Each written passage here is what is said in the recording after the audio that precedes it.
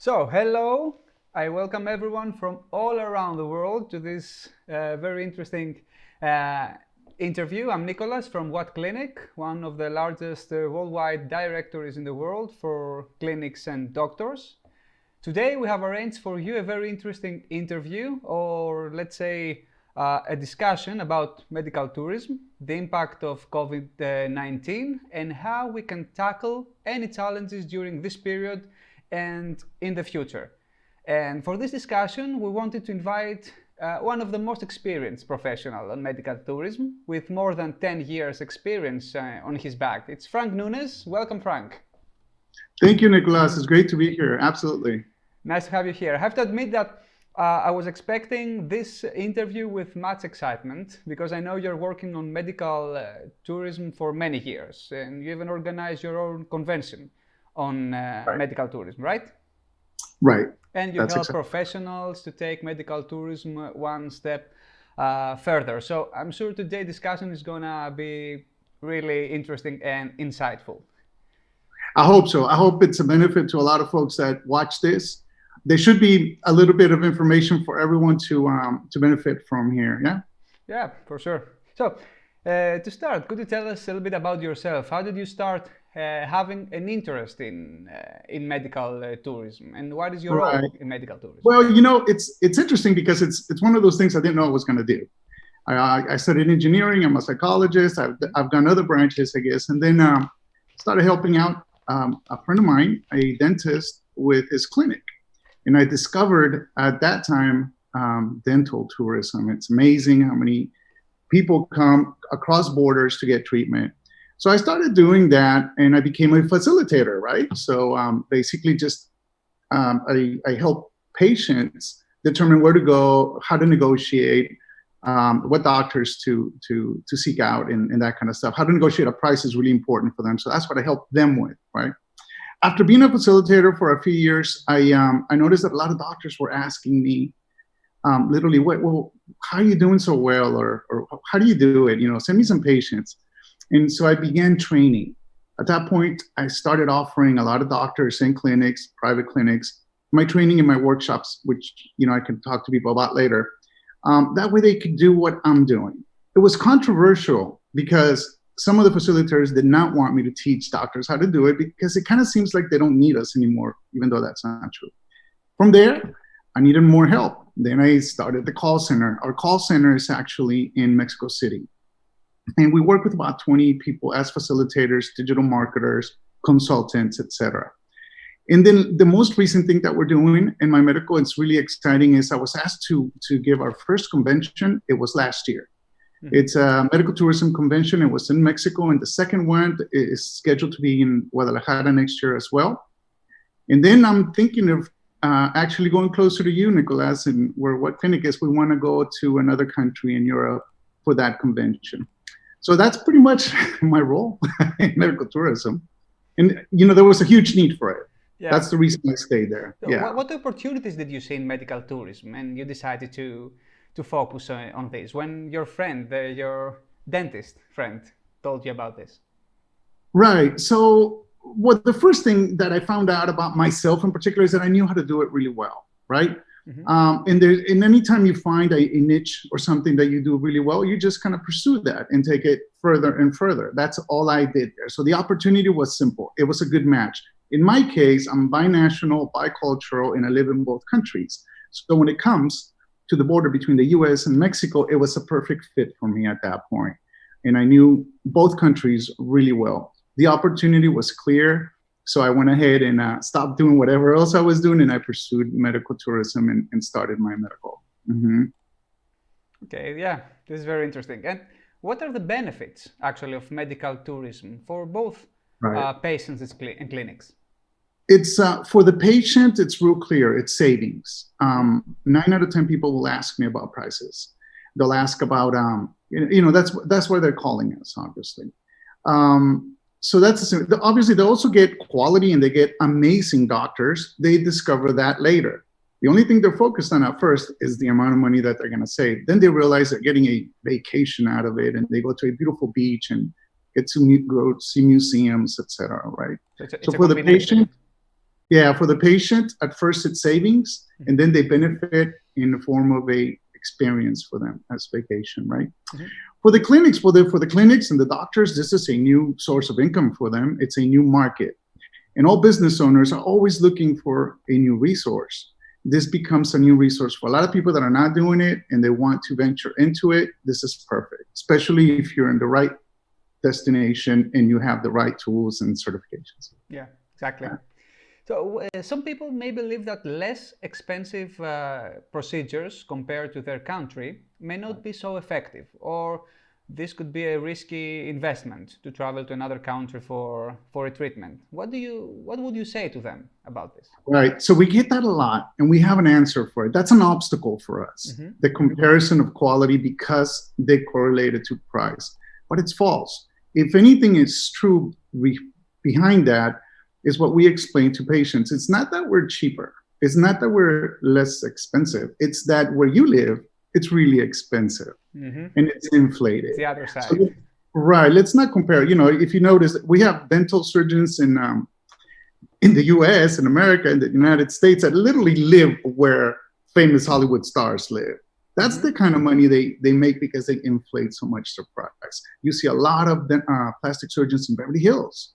You know, you see a lot of cosmetic surgeries in Beverly Hills. Why is that? You know, obviously they're at that margin.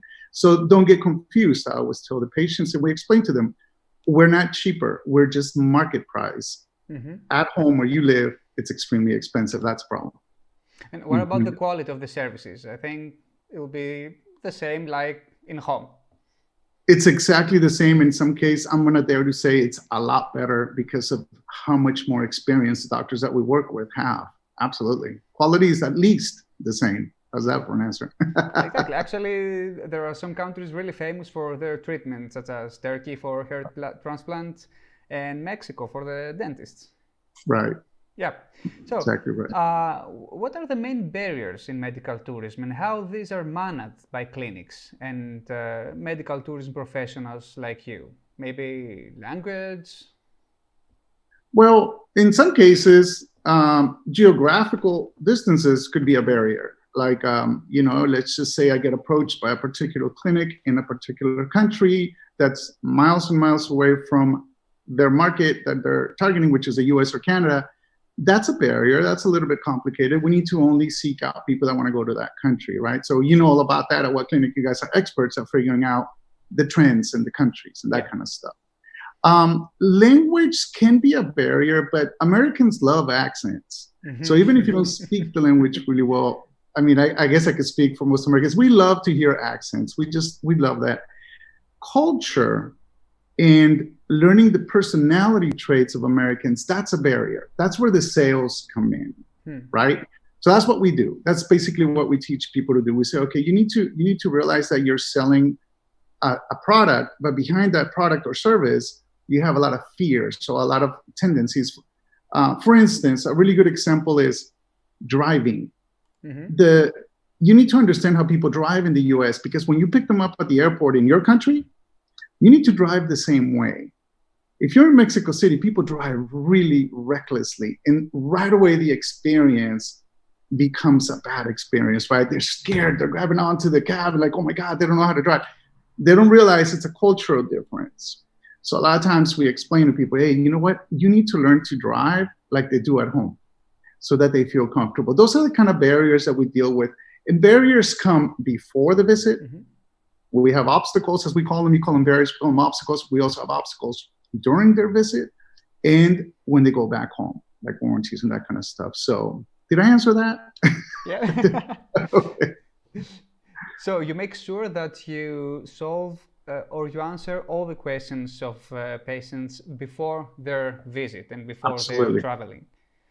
We have to get their trust, right? We got to build somewhat of a relationship, even though it's over the phone. We can manage that, and the ultimate goal is to make our patient or your patient an ambassador, someone that had such a wonderful experience and is so happy, and they've created a memory that they're never going to forget.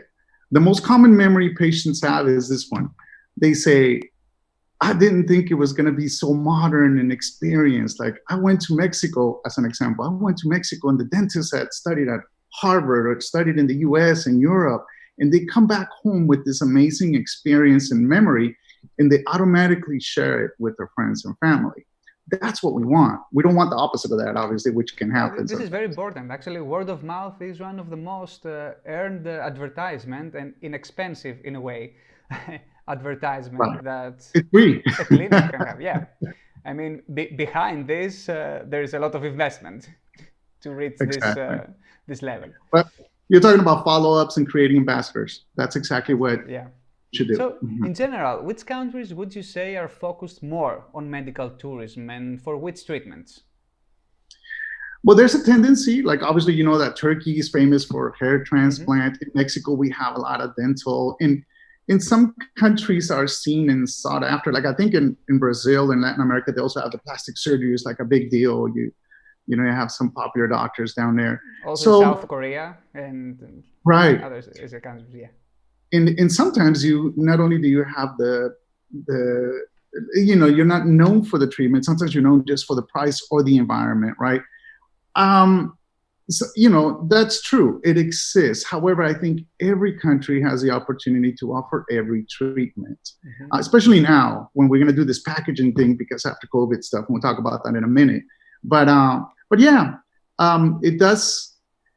I guess any country will focus on medical tourism. Most people don't realize that the United States has medical tourism. I mean, they're rated pretty high. And you say, well, wait, they're so expensive there. Yes, but there's a market for them as well. So when you say which countries, it's literally all of them. Your country has to be in pretty bad shape for people not to want to come there. You know, so I guess the answer to that is every country is a good candidate for medical tourism as long as you follow the standards that we expect from it. Yeah, this is very interesting. So let's take a step back before the current situation of COVID-19. Right. I was looking into WhatClinic's data about medical tourism, and I found that until the announcement of the pandemic, medical tourism was a popular solution, especially for specific destinations, as you have mentioned. So, do you believe that local authorities worldwide played an important role in this development by encouraging and supporting medical tourism? Are you talking about before or during? Yeah. Okay. And when we say local authorities, from flying authorities, local authorities, politics, everything. So you have a lot of combined efforts in some countries. Like I believe Turkey is really popular for their airlines giving a discount when people come to get some kind of medical treatment. What we do in the local border here is we actually assigned a medical lane. That medical lane allows for our medical visitors to go back home, driving back home a lot faster, and they don't have to do as long of a wait because sometimes the border wait can be hours long. So sometimes we have the support of the local governments and the authorities. And when we do have it, it's much appreciated. It's economy. We all know about how economy works. We need to move and shake and we need to make some money. But the truth is that in medical tourism, I've discovered that a lot of the private sectors are the ones that push this the most. And that's admirable. So I don't know what all countries, how they all work. And I'm not going to criticize how they do things. But I do know that the private sector is my favorite. That's where you understand that there's an income to be made and there's a future in this. And I appreciate when people don't wait for their government elements, you know, like the leaders to promote it. They basically, I know a lot of people that say, you know what, I don't care about my government. I'm going to do it myself. And that's happened a lot. We've had a lot of doctors that say, I'm doing this on my own, and they invest in it and they promote their city. So even though would you say that the public sector has underestimated the value of medical tourism? Not that they have, maybe they have better priorities. Maybe they have, remember, their public figures have a tough job. I'll never criticize them. And they have a lot of pressures. Maybe they don't see a future in it yet. Or maybe they figure, hey, let people like Frank and WhatClinic figure that out on their own. You know, I don't know. Maybe they're going to push it on to us. But when it is needed, and I have seen a lot of stuff where people do seek out some help, and they do get it sometimes. it depends where you are. It depends. Over here on the border, we have a lot of support in some cities, and then in some cities we have zero support.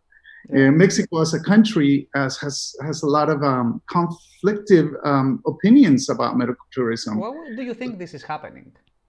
What was that? Why do you think this is happening? I'm not sure. I believe we are, like in Mexico, they're in a very comfortable part of the map. So they know that it's really easy for Americans to come down. So you have a geographical advantage. When you have that, you may not want to put forth as much effort in trying to win your patient and sell your service. If you're in a different country, let's just go way further south. Let's go to Guatemala, Costa Rica, Panama. That's a little bit further. And you have to make a little bit more effort because you don't have the geographical or the driving advantage. Maybe that's why. During your career, do you have any examples of countries or places seeing medical tourism as a threat? As a threat? No, the US. The US. That's a big market there. Well, actually, I do actually get criticized. I've actually done a lot of shows. I literally go to a lot of events in the US to promote medical tourism throughout the world and kind of let people know, because I consider myself an American that for many years, I did not know about medical tourism. And I discovered that, hey, this is, not only is it less expensive or more affordable, we have some awesome doctors all over the world, and Americans don't know. So then I took it upon myself to visit I go to a lot of RV or senior citizen communities. I go to shows, travel shows, vacation shows, and I just put up a stand and start talking to people. I do a lot of speaking engagements. When I go there, I get a lot of criticism from the local doctors. They're like, hey, I'm a dentist. Why should they go over there? And so then I get a little bit, but I say, hey, you know what? You're not complaining about going on vacation to Cancun. Why don't you, if you were a resort in Florida, maybe you should be complaining about that. So it's a little bit of it's a different way to look at it. But it's a global world now, especially now. So they should be. But that's the only people that feel a little bit threatened. Mm-hmm. So what do you think has boosted interest in medical tourism? We talked about prices, quality, maybe a chance to experience new places. Is there anything else behind this? I see trendy stuff, and I see the social media has helped a lot, but the real reason is it's what we call the push-pull factor. Some countries push away their patients by raising prices. By having these issues with, I don't know, lawsuits or insurance premiums that are huge, or not offering that treatment in their medical plan, right? So that's a push. They're pushing people away. And at the same time, you have countries that are pulling them in by giving them, like you said, a better price, an amazing experience, a vacation, visual stimulation that, it's something you're going to talk about. It's an experience. So that's what I see is what gets people interested. They're like, there are a lot of patients that I talk to, and I've talked to over the years, that say, I would never have considered going anywhere else, but I am so glad that I did. And I will make sure that everyone knows about my experience. And when I hear that, I was like, okay, job well done. You made them into ambassadors. That's right. That's exactly right. Actually, I've seen some insurance companies offering, actually covering the expenses of traveling to another country to have a treatment. I think this may be a factor, actually, for medical tourism. So medical tourism itself has a lot of branches, and a lot of people try to tap into it, right? Most of the people trying to tap into it, like insurance companies or loan people or whatever, it's more of an opportunity that they're looking for, right? So we have the essence of business. Yeah. It's a business, like everything else. Then you have like what I like to call our company, My Medical Destination, which we're a lot more ethical. We're trying to protect and make of this industry. And this is what I see in WhatClinic, which is why I have a great relationship with you guys. You guys care about the industry. And that's so important to me. Obviously, some of us have figured out, but the quality of service and the quality of doing things is what's really going to keep us here. That's a given. That's it, yeah. And it's the quality of services not only to patients, but all to clinics as well. It's a win-win situation here. Absolutely. So, Absolutely. are there any clinics who work only or mostly with international patients? There's no such thing as someone that says I only accept international patients, but there are really a lot of clinics, especially around the border, that 99.9% of their patients are from another country or from the US. It's something that's, in fact, there are towns that everyone in the town only speaks English. And no one speaks Spanish. I mean, everything's in dollars. It's almost like an extension of the US because of the high demand, because of that push-pull factor. So people just come. They come every, thousands and thousands of people come into some of these tiny little towns that offer some amazing service. Los Algodones is like, I think it's world known now. It's become, I think it's Guinness Book of World Records for the most dental cosmetic surgeons in like a blog. I don't know. It's that's what happens. Yeah. So yeah, it's some, but not. It's not exclusive to only foreigners. You can't do that. That's discrimination. So, let's dive into our business more. Actually, to attract international patients, which mediums do you find more effective for a clinic to use? To attract them at the very first filter, like to get them to click on our link or something. Well, obviously, good management of advertisement and digital marketing and good reviews. Those are the things that, having some videos, asking the doctors to get a YouTube channel and having stuff like that. Hit all the media. I mean, don't just be selective to just like Facebook. Some people like Facebook. Now we're talking into generations, certain generations, like certain age groups will use Facebook. Other age groups will go to Instagram. So you need to go to all the age groups, which means you need to go to all your social media. So reviews help a lot in those videos, right? So online presence is an essential factor for success. Absolutely. It's definitely going online, and having all these things like Facebook may not get you a new client, but it definitely will give you credibility. The patient will look at all this stuff the doctor has and says, oh, wow, look at all those pictures. Absolutely. Credibility is definitely good. It's kind of like we pay so much attention on reviews at WhatClinic. And we want them to be genuine, original. We spend a lot of time to make sure that the reviews are from real patients, because we believe that reviews help a lot. You guys, it's not. I'm not just saying this. You guys really took the lead on that, the way you do your reviews. I'm really happy about that. That is, I always use my link for the doctors I work with. I give them the link to the reviews on your portal on WhatClinic, because, especially if they're good reviews, right? So because I know that that helps them, they're verified. That's a big deal.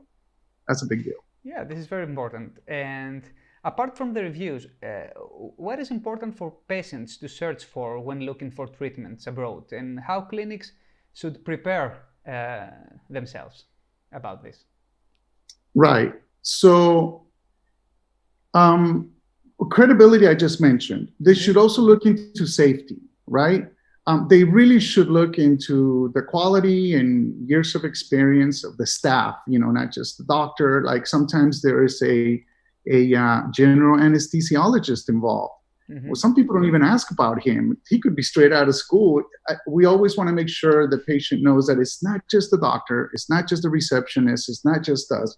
There are other people on the team. How many people, like for instance, are going to do their surgery? Like, let's just say somebody wants to do a gastric bypass. So for transparency. Right. We need to have a team, a full team that's going to take care of your surgery. Not only that, like we work with doctors that have used the same staff and the same operation team for more than 5 years. So they know how each other works. So that's so important. So they should be looking at that kind of stuff. And that's what we've been actually telling them and training them, because we also educate the patient. Yeah. You know what I mean? You know what's funny? This is like a really interesting thing. Americans do not do any research at home, but when they cross the border, they do a lot of research. And I'm like, wait a minute, have you ever asked your local doctor to show you his credentials? No. Well, you should. You should find out. But it's kind of like one of those interesting things that happen. It's just a symptom, and so we need to be ready for that. They should also look into the facility. They should also look into, so My Medical Destination created a checklist that we offer doctors in our workshops, okay? This checklist gives you pretty much everything on there that the patient should be looking for. Mm-hmm. And the checklist provides everything for you that you should have to become a good candidate for medical tourism. That's something that because it's a long list of things that they should be looking for. Absolutely. And also, I believe it's very important to start building a relationship at the very beginning when sure. The patient approaches you and start asking questions. So to build this relationship and make the patient trust you. Right. Absolutely. Yeah. So let's go now to the current situation, this difficult time of COVID-19. Right. When the pandemic was announced and traveling restrictions and lockdowns applied worldwide, medical tourism started to suffer because it's mostly based on traveling abroad. So how clinics, which were mostly based on international patients, manage their operations right now? So unfortunately, it hit some people harder than other people. And I've heard of many clinics that have actually closed, especially in some of the towns where are very competitive, right? If you were new, you hadn't built up a huge clientele, this pandemic affected you quite greatly. You're gonna have to come back later. Right now, during COVID, which is what we're in right now, I call it the surviving stage, mm-hmm. Okay? Right now, we gotta survive this. The post-COVID is a rebuilding stage. As a stage of survival, many in the U.S. we have this saying that's like, let's just say, I'm gonna go ahead and take this course online. Well, I'll take it later. I'll save it for a rainy day, right? I'll do it later.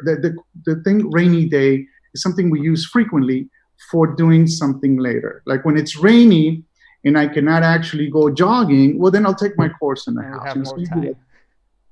We are in that rainy day. This is our rainy day right now. So we need to do all those things that we said we wanted to do. Let's take advantage of that. Let's just squeeze everything we can out of this time. We don't know how long it's going to last or how we're going to recover. So some people did close, and some people are actually doing those things they said for a rainy day. In some cases, like some of the doctors that we've talked to and some of the consulting that we've done, we've kind of targeted the categorizing of your clients, your VIPs, your very important clients, your ambassadors that are already recommending people. Let's contact them. Let's go ahead and talk to your regular clients, maybe someone that's just come once, whatever. Let's see how we're going to treat them. And obviously, we're always going to have the new patient that's not here yet. That's obviously now being treated with online stuff and differently. But at least we're helping you categorize your clients and how to approach each of them. A lot of doctors gave out gifts. They sent out packages to their patients. They did all kinds of stuff online for them. So that's something that they could do. They're engaging mm-hmm. their clients still with something new and letting them know, hey, I'm still here and I'm doing whatever I can to help you still. So that's something that they're doing to survive this. Yeah, I believe this is the most important thing, to show that you are still available. Right. And as you said, now it's a period that everyone has much more time than before. And we've seen that international patients are still searching for treatments abroad. We see traffic on our website. At the beginning, yes, we did see a drop in traffic, but after some days it came back, the traffic, and also sending inquiries to clinics. How clinics can support these patients that are interested in traveling when the time allows it? Right. So some of them are shooting for a future appointment, which mm-hmm. is fine. They have more time. They can't go to work. So like, let's see what's going on. I always wanted to get, breast augmentation, or I always wanted to get the hair transplant. Let me do the research now. They start clicking on WhatClinic and stuff. So we get a lot of leads still. The turnaround on closing obviously is not as good as before, but if you are, slick about it, the turnaround and building relationships is easier. Exactly. Because now you're going to do a lot of pre-visit follow-ups. You're going to just kind of schedule several calls, several emails about for the lead that you got last week, and say, hey, we talked last week. This is Frank. How you doing? Everything cool? We talked about your dog. I don't know. Build that relationship, build that rapport, and let them know I'm here. I want to be a candidate. I want to be a contender when you decide to get this done. And you can tell them, we are really honest. That's why I'm calling you. I want you to feel comfortable with me. If you go someplace else, no problem. But at least I'm going to do my job of trying to win you over. Exactly. Give me an opportunity. This is what we advise clinics. Keep receiving inquiries. These patients are interested in coming to your facility when the situation allows it. So start building a relationship, answer to their questions. This is the most important things. Are clinics accepting patients from abroad during this time, and under what conditions? Right. So this is kind of interesting, because I think clinics now are doing things a lot better in taking every precaution. Like I've seen some steps that these doctors are taking that I feel safer in their clinic. Number one, they obviously don't have as many patients, right? So you're the VIP now. If you go to see a doctor right now, if you're allowed to go and see your doctor, you're literally going to have the doctor's complete attention right now. He's going to try really hard. You're probably going to be able to negotiate a better deal because there's a risk factor involved. So the conditions are better, maybe safer, and it sounds kind of weird for me to say that, but before, pre-COVID or before COVID, you had a lobby full of people. There was sometimes some of these clinics don't even have a place for you to sit. Now you have the whole lobby for you and maybe 2 other people. So the conditions have, I think, become a little bit better for the patient in some cases, right? If you're following all the standards. Some of them are accepting patients. Yes, you're right. Some people are still treating. In some countries you can't. In some states you can't.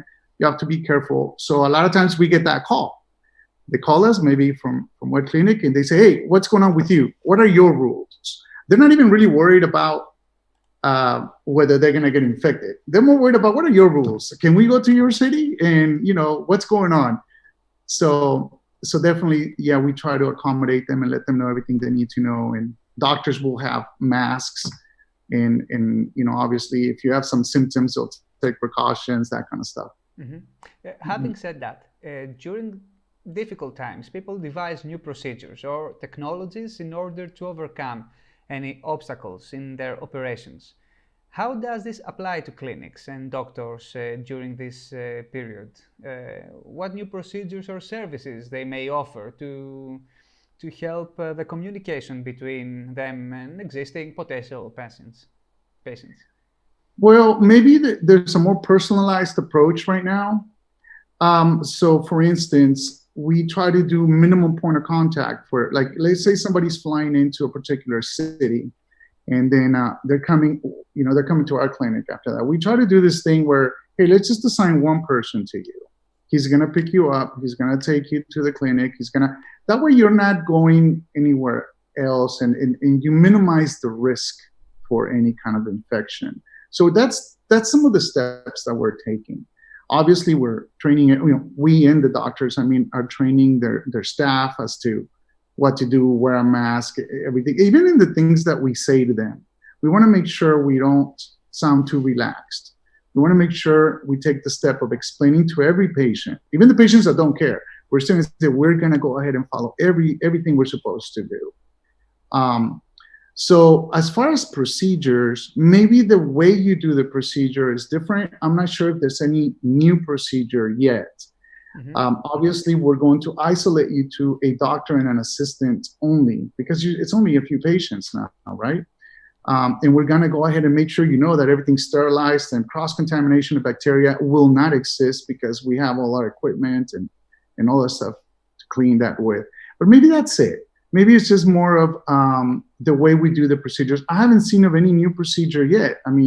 We have this common enemy, which is this bug called, whatever, and we don't know how to get rid of our enemy right now. We're trying to adapt to it, which is we're kind of surrendering right now, but that's fine. We're going to survive it. and then we're going to go ahead and come and get the bug.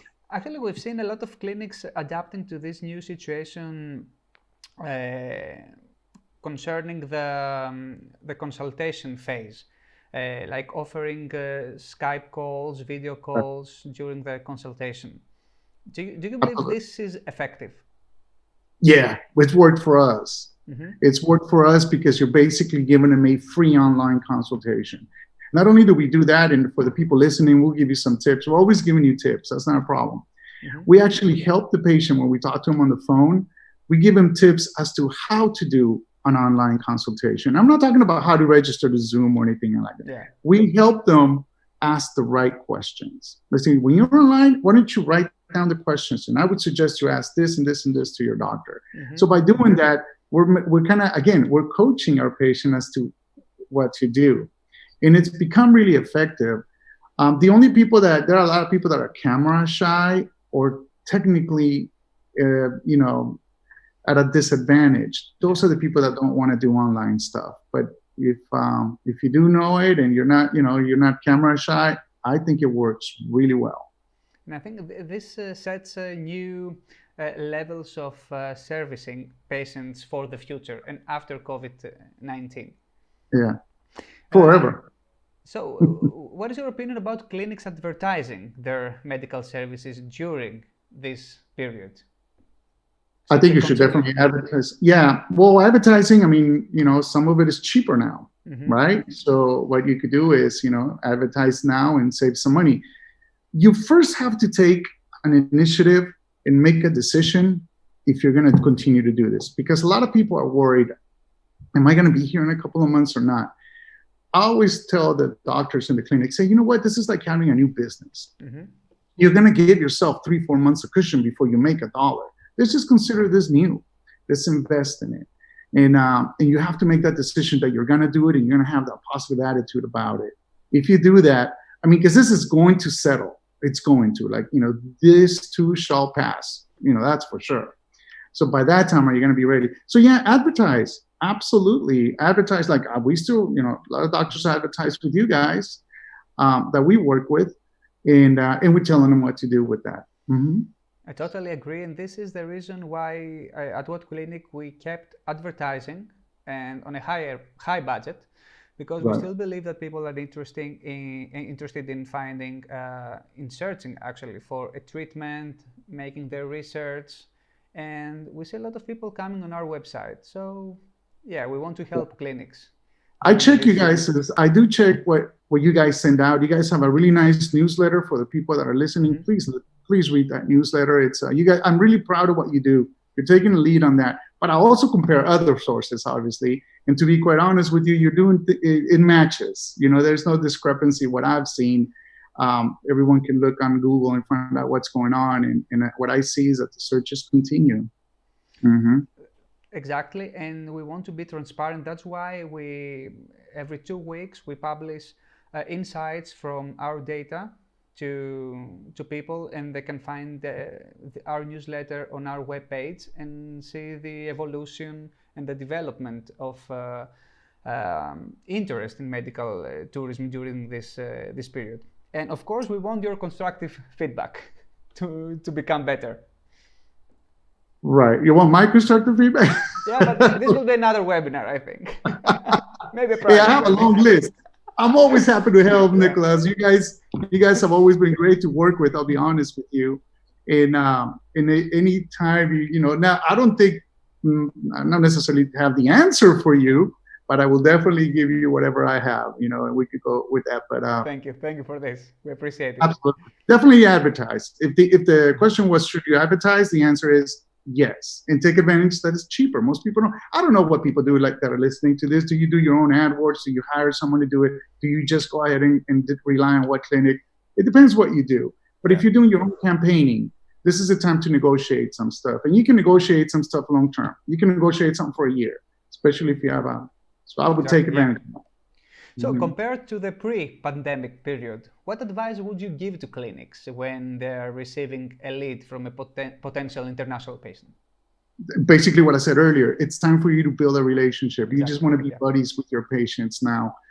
You don't want to be too casual. You want to remain professional, but you want to be really honest about what you're doing. And stuff to say, this is what we're doing, and explain it, write it down, write your script. People that are making calls and speaking to patients should pretty much have a really good idea of what's going on. Do not get political. COVID has become political now, and goodness, it's ridiculous. Please get away from that. Do not talk about politics. Just talk about how your clinic and your staff is going to do everything possible to help them. So the key, let's say, is take advantage of new technologies and keep in touch with patients and start building a rapport, a relationship with them for the future. Absolutely, definitely, absolutely. So let's go to the after COVID-19 period, the period of rebuilding, reconstructing. Rebuilding it, exactly. Good job. I'm paying attention to what you said. Yeah, you are. So when the worldwide restrictions start to ease, how long do you think it will take for medical tourism to recover its lost ground and reach the before COVID-19 levels? You know what? That answer is kind of in two phases, because there is a period of time that will take us to recover if we have a vaccine, right? And there's a different period of time that will take us to recover if we never get a vaccine, or if it takes a long time to get it. Let's just go ahead and pretend we have a vaccine. I don't know who comes up with it, whether the Chinese, Americans, wherever. It's here and it works. I'm gonna just guess 6 months to a year, things are booming again. That's with the vaccine proven to work. And given that the flying restrictions are eased. Yeah. Now, that's because most people are going to have the vaccine. So your fear, at least of this string of COVID or whatever, is going to be gone, or 90% gone. Yeah. The issue is, what if we don't have a quick vaccine, or what if it takes 5 years, or we have to continue to learn to live with this issue? For you to really recover, like you're talking about, I think it's going to take, I don't know, at least 2 years more than that. And you have to adapt.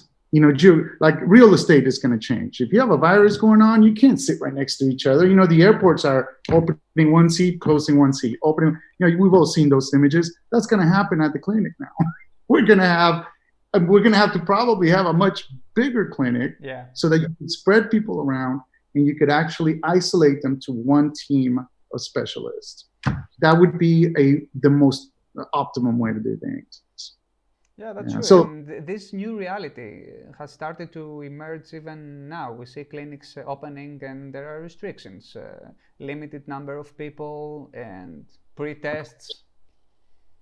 Yes, those are important restrictions. Yeah. So in your opinion, what should clinics or medical professionals can do in order to accelerate the recovery, if this is possible? Their own recovery for their business.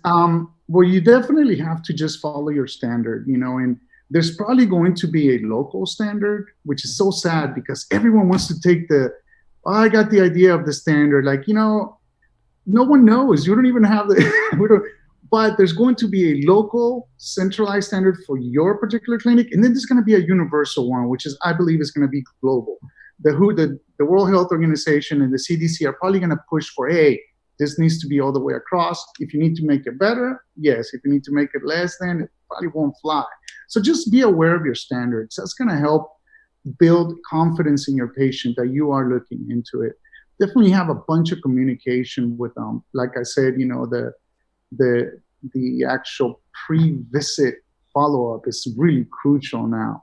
You could design some really beautiful emails. We do that as well, where we say, hey, let's have visual stimulation. Let's give them the dream of, in a year, what they're going to see when they come here. We can put that on an email, just a nice little banner with a nice picture. That kind of communication is really well.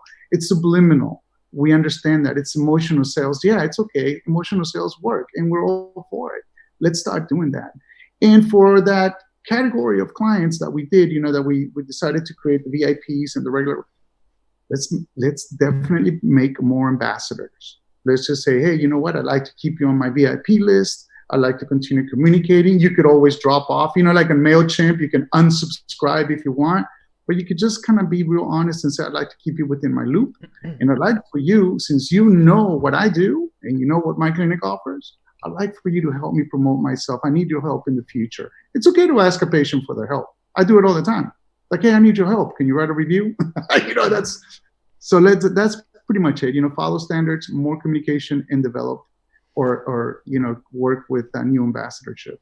And I'm sure that patients' feedback is more than welcome, because it helps reconsider the patient's journey during a treatment and make it better, because I think we need to change things after COVID-19 in this patient journey.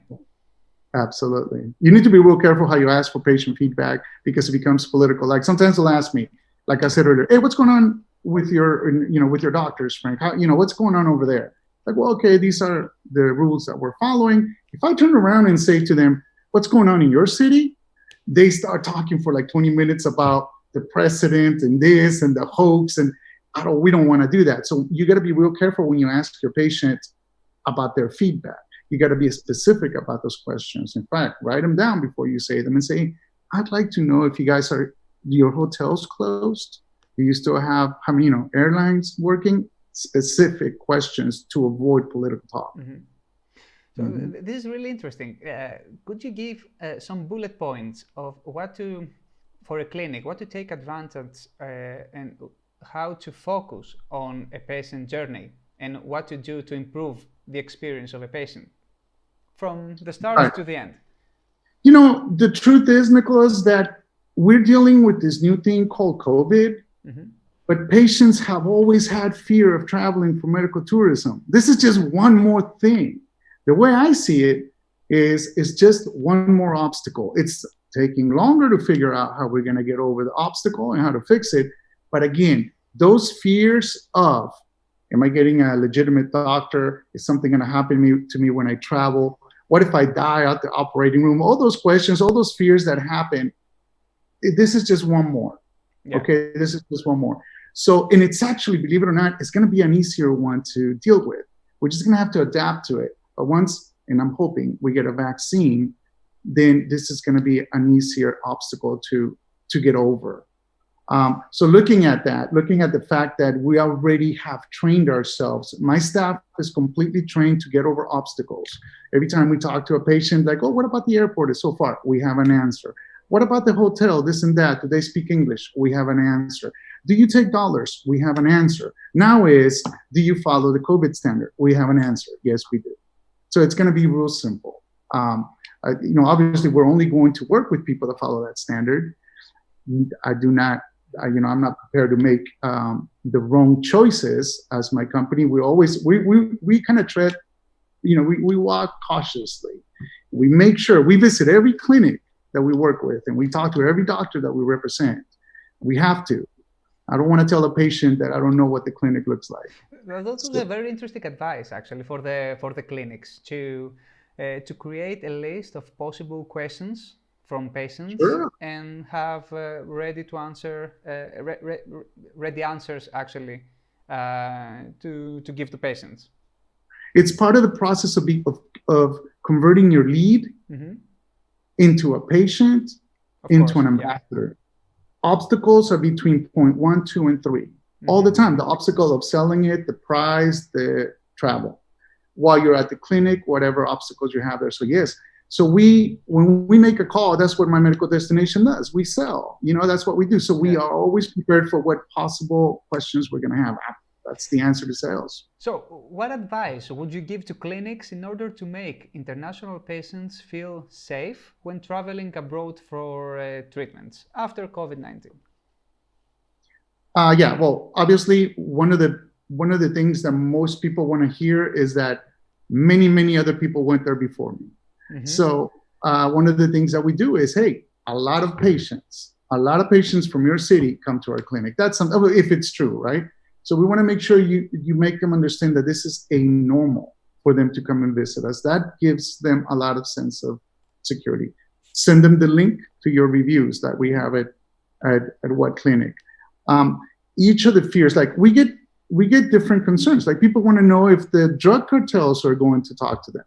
It's like people sometimes, so we need to tell them, I myself have lived in Mexico my entire life, in the US and Mexico, and I've never dealt with a drug cartel person. I've never seen one. I'll probably get excited if I ever meet one because it's only on TV.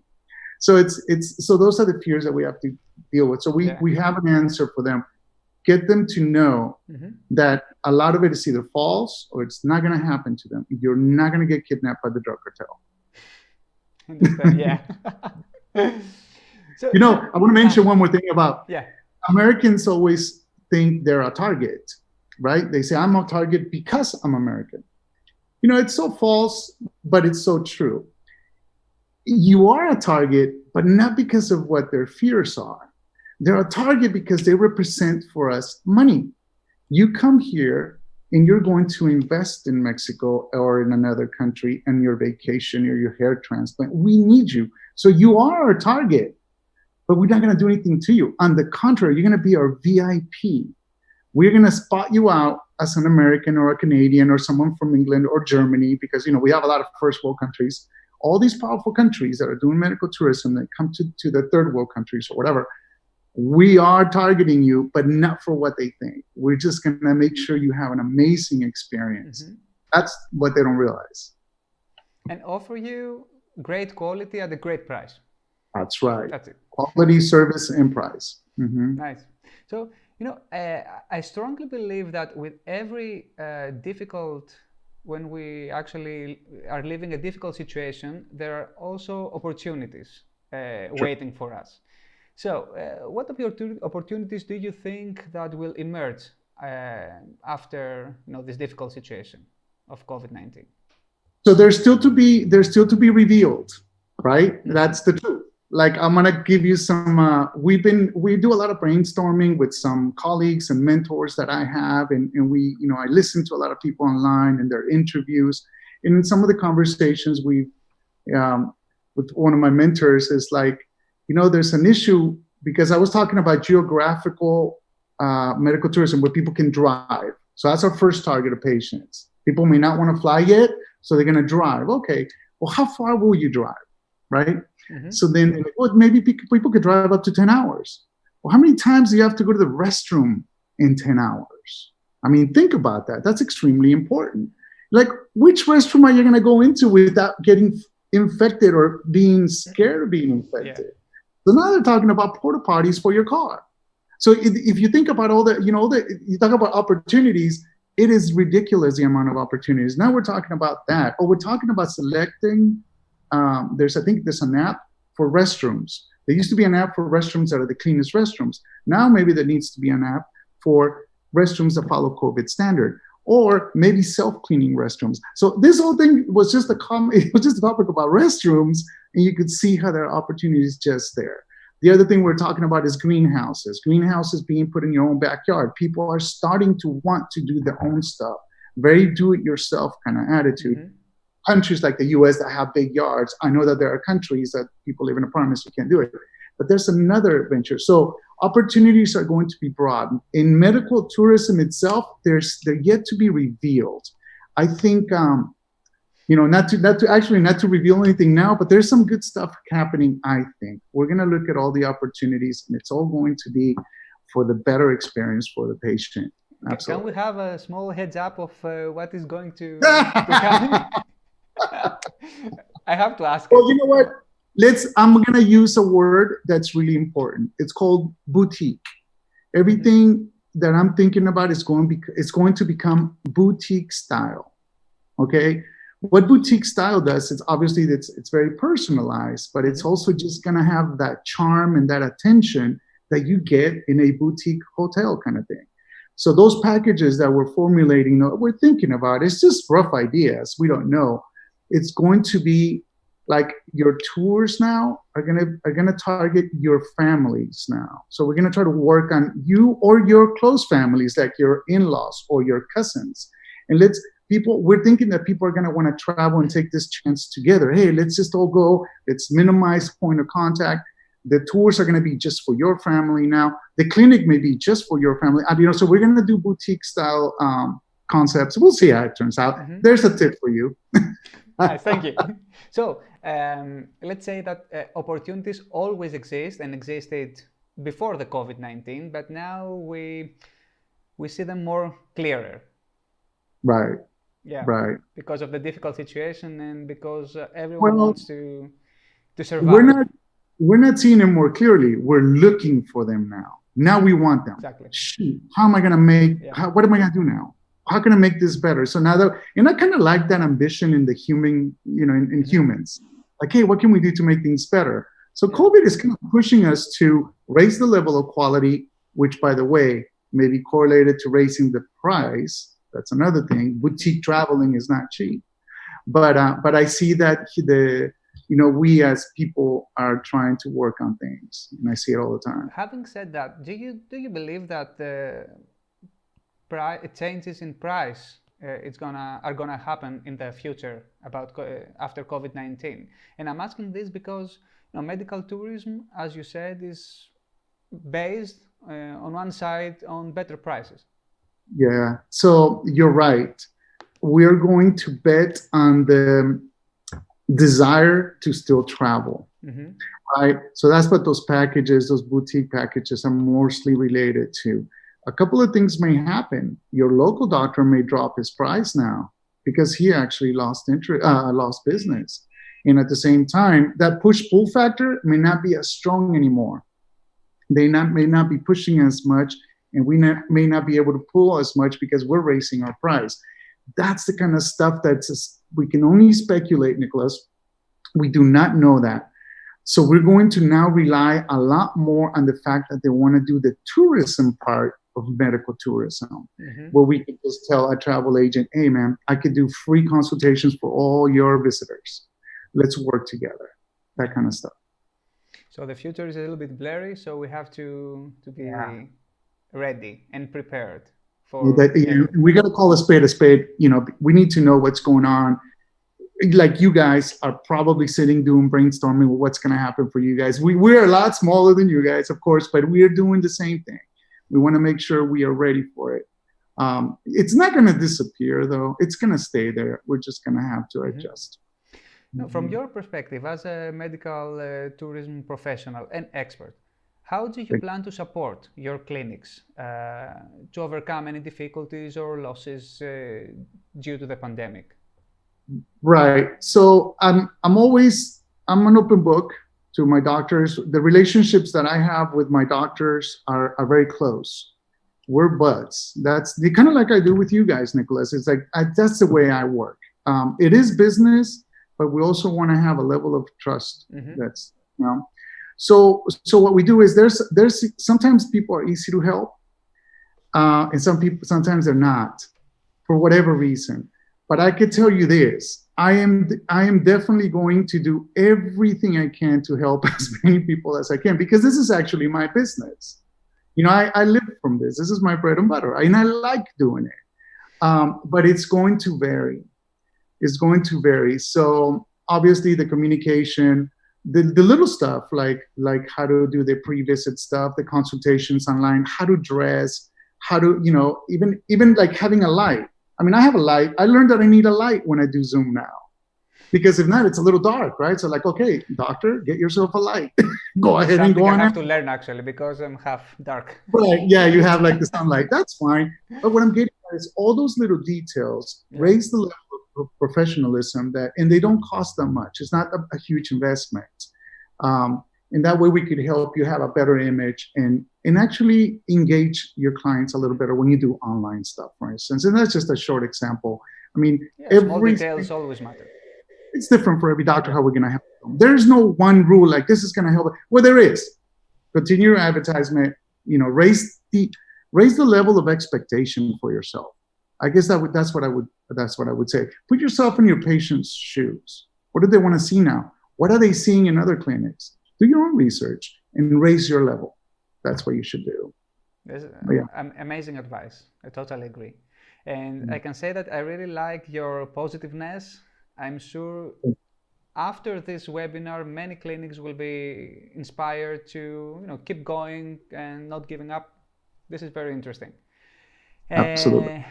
At the very beginning of our webinar, I mentioned about you organizing a convention. So every year you organize a convention for medical tourism professionals. Can you tell us a bit more about this? Yeah, let me make a Its focus. correction. I've so far only done one medical tourism convention, Okay. and it was a trial. Again, because of the way the sequence of events that have happened for my medical destination and our group of people and our team, it just kind of changed into something else. We saw a need. We saw a need to go ahead and project our information and teach to as many people what we do. It's not that we're going to be competition, it's that we're going to level the quality of medical tourism. So for me, it affects me when people do things wrong. So that's why the convention actually was put in place. The convention itself, the second one is going to be in Mexico, and the third one, as I said earlier, we want to take it to different countries now. Are you thinking to make it online as well? Because this is the trend right now. You know what? There's stuff that, like, for instance, you're right. We're doing some workshops online, and we've always done those. That's not new for us. And we can actually do webinars and stuff online. That's not a problem. But a convention, 16 hours online, that's not going to online cannot take the place of what we're going to do. We could do modules. Like, okay, you want to take all my modules? We'll do those. We'll do them over a period of a month if you want. But I think a convention eventually, I am looking forward to the in-person experience for doctors, where we could literally say, put your hand in the bag and see if you could pull out a prize. You can't do that online. This is not the same, because this is something we're going to do in our convention where you could win stuff, right? So hopefully it'll still be there. And even though it's trendy to do some online conventions, I think that's just people reaching out a little bit too far and too prematurely. That's fine. That's just not me. We can do workshops. That's it. And those workshops that we do online are also at the convention. I mean, we teach you how to make ambassadors. We teach you how to close, how to speak to Americans or patients from all over the world, how to evaluate them and categorize patients. Are they emotional? Are they analytical? Are they scared? And how to overcome all that stuff is what this convention is about. And not to obviously I have to mention that I have some amazing people that are some mentors and colleagues that have worked at the World Health Organization, at the CDC. They've been in medical tourism. They've been in tourism and the safety of tourism for more than 27 years. These are the people that come to my convention. It's all private. Again, we were talking about whether political private. This is completely private as far as the people that are supporting this. Lately, we've been getting huge support, and I have to give them props, from a city which is called Guadalajara, and I think the world knows Guadalajara because of the mariachi and all that. Yeah. They are an example that I'm so proud of, because they're really, like, the governments and they're trying to get involved, and they're doing a good job, man. So I'm hopefully, I'm crossing my fingers that they're going to set the standard for how to mix private and government. So we'll see. I truly wish it. What is the target group for your convention? Are they doctors, clinics, professionals, medical tourism professionals, facilitators? Exactly, all of it. We've even had people that sell real estate come to our workshops. Anybody that wants to sell right now, it's catered towards the American culture, like understanding Americans and Canadians. So if your business, which is in tourism in general, if your business is trying to target that client, you'll definitely benefit from our convention. But primarily, because it is medical tourism, we go to the plastic surgeons, the weight loss surgeons, the dentists, the hair transplant, all those things, they're definitely welcome. Orthopedic, I don't want to leave anyone out, but they're all welcome, as long as you want patients from the US or Canada, which is what we definitely know really well how to do. This convention is going to help you. By the way, it's February 25th and 26th, so it's still a few months away. And again, it's at the Hard Rock Hotel, which is a beautiful hotel, by the way. And we're expecting about 450 participants. And how people can have more information about this or apply? Oh, absolutely. So right now we're redoing our webpage, mymedicaldestination.com. You can always go there. We also, you can also reach out to us via email. It's kind of simple, and I'll say it. I don't know if you guys can send it later, but it's actually conferences and workshops@gmail.com. real simple, conferences and workshops at gmail.com. My webpage, I think, has my phone number on there. You can always send me a WhatsApp or text me. I will ask that you're persistent, because honestly, we get a lot of calls and emails, and I'm always doing all kinds of stuff, and I don't want to ignore you. You are important to me, especially if you want to raise the level of ethics in your medical tourism habits. Absolutely. And also, I will put all this information on the description of the video for everyone that will watch the video later. So, Frank, this interview is really interesting, and we have some questions from our friends on Facebook. Actually, Great. I have two questions right now. The first question is, Zaha asks, I had found information about a place somewhere in Asia where people go to spend their last days due to incurable sicknesses, and there are specific places to take care about. Is this considered medical tourism? And does it have to do something with the so-called dark tourism? Do you know about this? Yes, and I don't necessarily have any hospice type of clients yet. I think the word medical tourism, just to talk about the term, is anything that's involved with health or the lack of health is medical, right? And tourism automatically, when you have to travel someplace for your last days, which this is great, by the way. I think having a comfortable, serene last few days somewhere is an amazing thing to do for a human being. I'm not there yet, and I've never been there, but that's what I would want, I guess. So I say yes. I think it is considered medical tourism. I'm not sure if you can advertise it that way. Like in the moment when you want to this place in Asia, if they want to do their campaigning, I'm not sure they could use the word medical tourism, even though it does fall on the category for that. Okay. That's the only thing I would be a little careful more. Like I would pretty much, what's next, or there's a lot of terms that we can use for that type of business. But it is medical tourism. The first time I have information about this, but I will search after this. The next question is from Angelos. Is it safe to travel by plane after having visited a country for medical tourism? And more specifically, is it possible to travel after having undergone a nose operation? Right. Thank you for the question. It is safe to travel after your rhinoplasty, but I think it's a few days or a certain amount of period. You know what? I don't remember that. I wish I had my plastic surgery expert right now next to me. But there is, just make sure you ask your doctor before you even go to get your rhinoplasty about that. There is some restrictions that are harder upon some patients than others. Like if it's just rhinoplasty for cosmetics versus a reconstruction because you have maybe respiratory issues. So they could be different.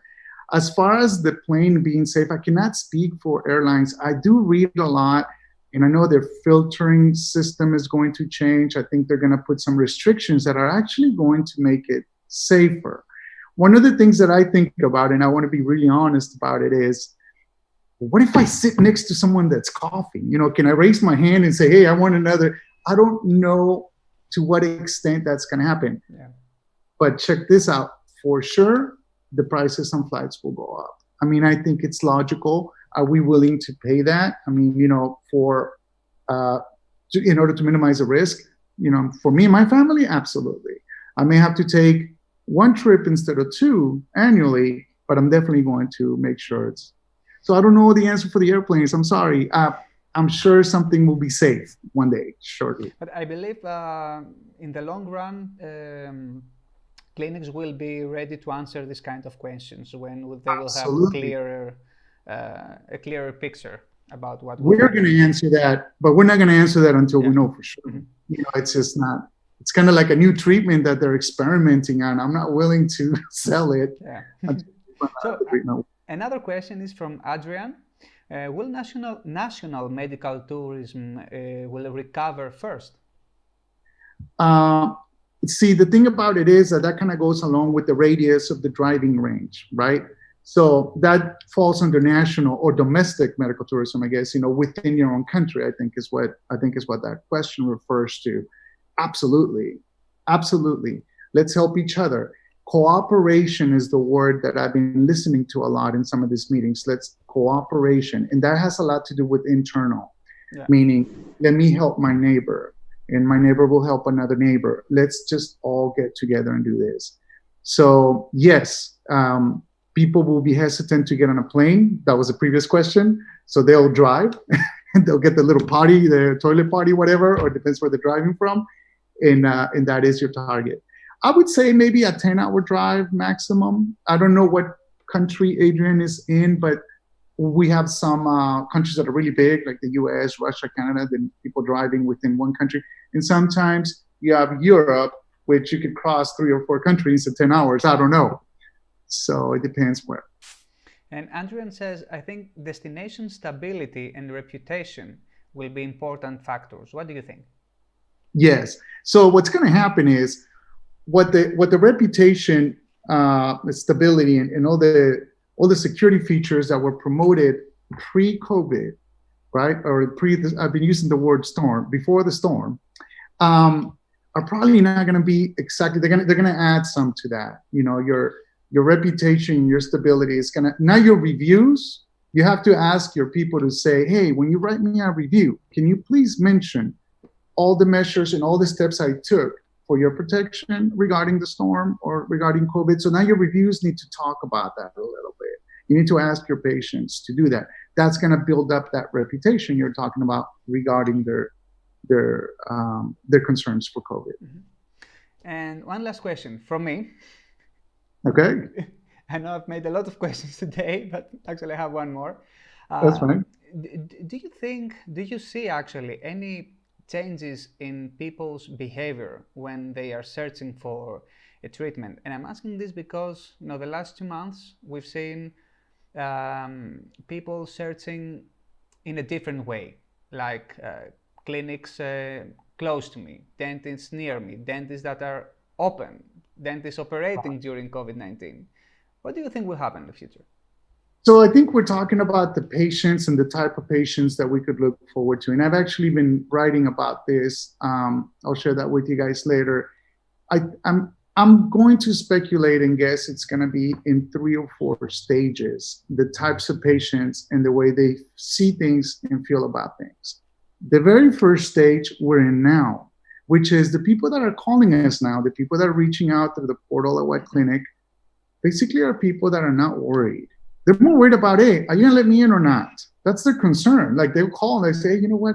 People that are really worried about being infected are not calling. So right now, most of the people that are calling us are a little bit more adventurous, or maybe they believe it's a hoax. We don't care what they think. They're a little bit that type of breed, right? Okay. The other people that are calling us are people that have urgent needs. So they're just urgent and they cannot afford it at home. And they're like, I don't care. I'm going down there and I'm going to get it done, right? So we're still within the first wave of people. We get very few people in the third age right now, but we do get a lot of calls from them, but not too many are concerned. Only people like, for instance, the typical military guy that says, hey man, I've been to 2 wars and nothing happened to me. This virus isn't going to do anything to me. I don't care if I'm 90 years old. That kind of guy will come, right. It's like, yeah, this bug is nothing. I've killed so many people in war or whatever, like, oh goodness. And of course, the people that are within driving range. Now, those things I just described to you are basically the first wave, right? The first stage, let's call them stages. The second stage just kind of gets a little bit more people. We have the same people that are not worried, the urgent stuff, right? Now, the third age people now are starting to seek more treatment. I don't know when the dates will be, that I cannot give you, but I kind of wanted to categorize the types of patients so we prepare to how we're going to speak to them, obviously, when we do our evaluation, right, of our patients. By the second stage, I think online stuff is becoming a new normal. Online stuff like consultation and stuff and because people are learning. People that did not want to learn to do online stuff, like my mother, she's going to have to learn now, so they just have to. Yeah. So it becomes more of a pre-visit normal kind of thing, right? Again, the driving range and maybe some flights, short-term flights, maybe, that kind of stuff. Then the third stage, okay, this is where we're now targeting all patients again. Not necessarily will they all come, right? But we're going to target them in our campaigning and stuff. See, obviously I do this because of campaigning that we want to do. So we're going to target all ages and all images or whatever. And obviously the new standard is going to set place whether there's a vaccine or not. Okay, so by that, whenever that is, that's when we're going to go ahead and hit that type of all ages kind of thing, right? And the third age, people will feel probably a little bit safer, so we could target more of them as well. Like I'll go and visit them again, like I do like in some of the border towns, knock on the door and talk to them about going on medical tourism to other countries. So that's pretty much the three types of mentalities that we're going to in three stages. I hope that answers your question. It answers it. And also I want to say that at WhatClinic we almost daily analyze data from how people are searching the internet, how they reach our website, and we monitor the changes in intention and the way they behave, to actually not to take advantage of them, but to help them reach their goal easier. No, sure. And what you do is very valuable, not so much for the business, but you're right, it is to help them, because it's real simple. If people are looking for vitamin C, or let's just say they want to buy Christmas trees, let's go plant some more Christmas trees, right? So you need to know what they want. You need to know how to help them. Let them tell you. Absolutely. That's good.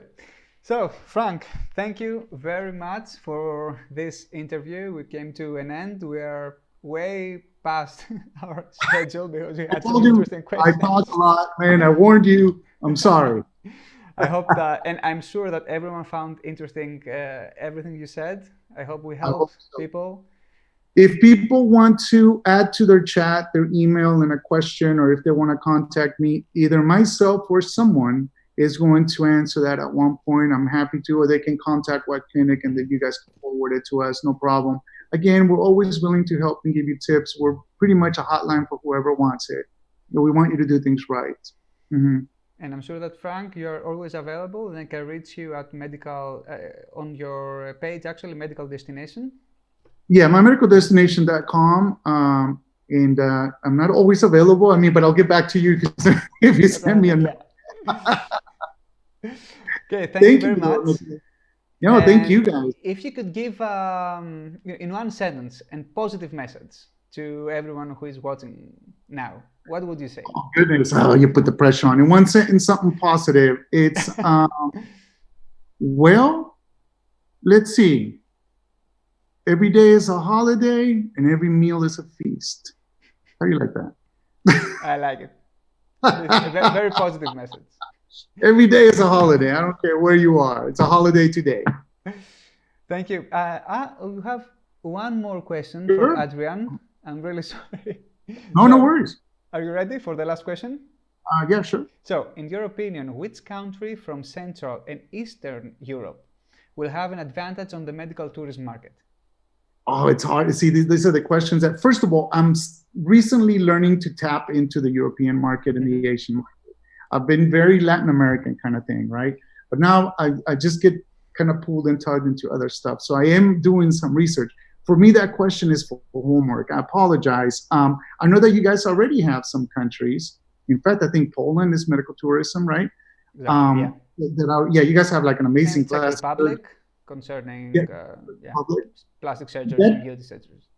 Yeah, Adrian, that question is probably a WhatClinic question, and I'm sure Nicholas is going to answer that with some information. That's a great question, though, and I want the answer too.